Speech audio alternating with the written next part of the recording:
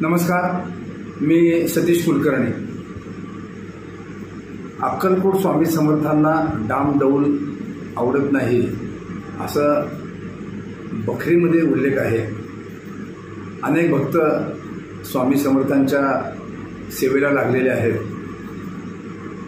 पण जेव्हा प्रगट दिन आणि पुण्यतिथीचे व्हिडिओ व्हॉट्सअपला पाहिले जातात, यूट्यूबला पाहिले जातात, ते पाहून खरोखरच वाईट वाटतं की स्वामीच भक्त महाराजांची कशी टिंगलटवाळी करते या व्हिडिओमध्ये दिसून येतं। जे स्वामींना आवडत नाही ते स्वामींसाठी केलं जातं आणि हे करताना स्वतःचा रुबाब वाढवला जातो।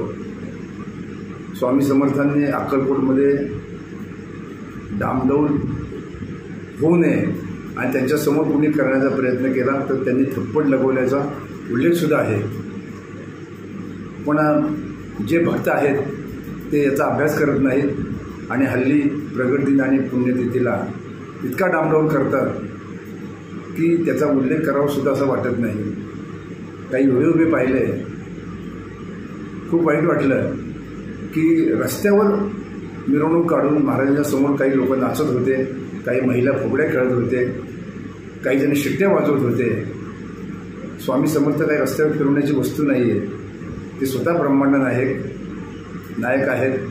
त्यांना फक्त नामस्मरण करून त्यांच्या जवळ जाण्याचा आपण प्रयत्न करायला पाहिजे, परंतु हा हेतू कमी होत चाललेला आहे किंवा कमी झाला असंही म्हणायला हरकत नाही। त्याला उत्सवाचं स्वरूप प्राप्त झालेलं आहे। अनेक जण जमतात, गोंधळ करतात, पळापळी चालू असते, कुणी असं एकत्रित नामस्मरणाला बसले, एकत्रित नामस्मरण केलं आहे असं मी जेवढे व्हिडिओ पाहिले त्यामध्ये मला कुठेही आढळून आलं नाही।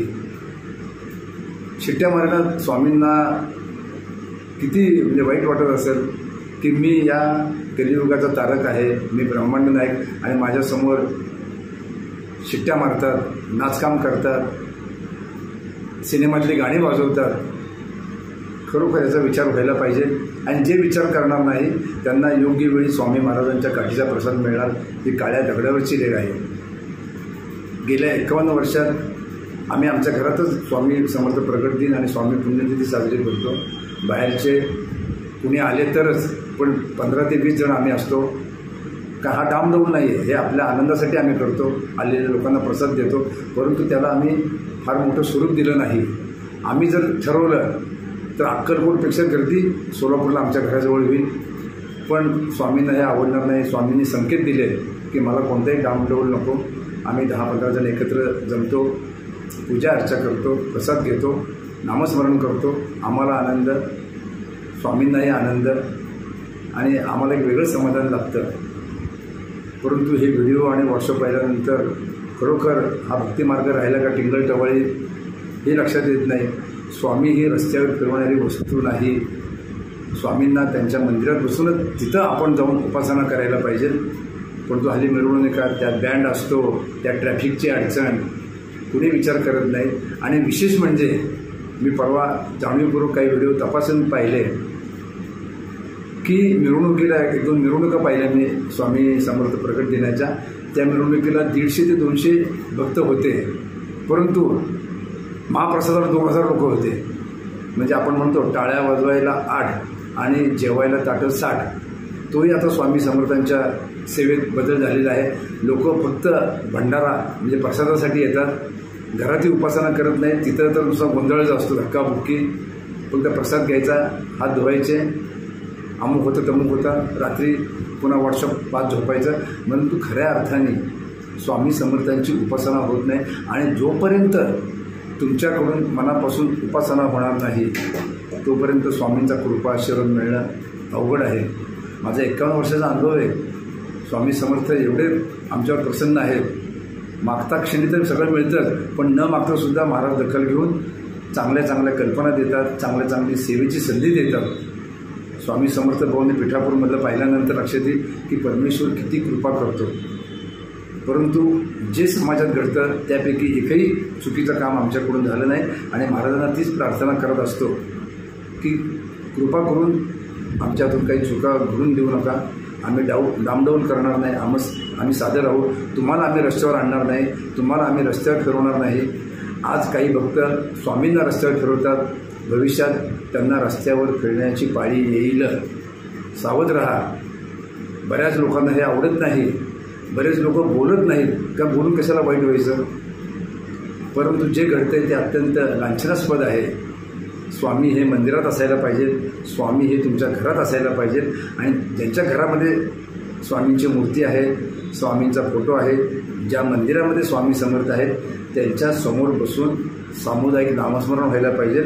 आणि या दिवशी विशेष संकल्प करून आपल्या जीवनामध्ये आपण आपल्या जीवनाला चांगलं वळण द्यायला पाहिजे. आज गंमत वाटते, आज मोठेपणा वाटतो, आज खुशालकी वाटते, आज डामडौल वाटतो, पण स्वामींची काठीचा प्रसाद कुणाच्याही लक्षात येत नाही. काठीचा प्रसाद असा मिळतो की पुन्हा माणूस उठू शकत नाही. श्रीपाद वल्लभांच्या, स्वामींच्या, गाणगापूरच्या दत्त महाराजांच्या सर्व भक्तांना माझं हात जोडून प्रार्थना आहे की देवाला देवळातच ठेवा, त्यांना रस्त्यावर फिरू नका. त्यांना रस्त्यावर फिरायला आवडणार नाही. आणि स्वतः या तिन्ही अवतारांनी कुठेही सांगितलं नाही की आम्हाला आमच्या पुण्यतिथी किंवा प्रगट दिना दिवशी किंवा विशेष उत्सवा दिवशी आम्हाला मंदिराबाहेर फिरवा, असं कुठेही सांगितलेलं नाही. परंतु जे घडतं आहे ते न पटण्यासारखं आहे. मला सोडा, अनेकांना पटत नाही. अनेक लोक खाजगी मला फोनवर सांगतात ते केव्हा थांबणार, परंतु दिवसेंदिवस हे वाढतच चाललेलं आहे. अखेर फक्त आपण सावध करू शकतो, सावधान म्हणून सांगू शकतो. शेवटी आचरण, आणि आचरण जर बिघडलं, आचरण जर चुकीचं झालं तर प्रारब्ध याची नोंद घेतं आणि नंतर तुम्हाला हे काही गोष्टी भोगाव्या लागणार आहेत. सावध राहा. स्वामी समर्थांना मंदिरातच ठेवा. स्वामी समर्थांच्या समोर बसून सामुदायिक प्रार्थना करा. स्वामी समर्थांना शरण जावा. त्यांचा डामडौल करू नका आणि त्यांच्या डामडौलाच्या नावाखाली तुम्ही तुमचा रुबाब वाढू नका, कारण तुमचा रुबाब उतरवायला महाराजांना क्षणसुद्धा लागणार नाही. या प्रगट दिनानिमित्त आणि पुण्यतिथीनिमित्त जे घडलं आहे, जे घडणार आहे, काही भक्तांनी सावध व्हावं हा सांगण्याचा हेतू आहे.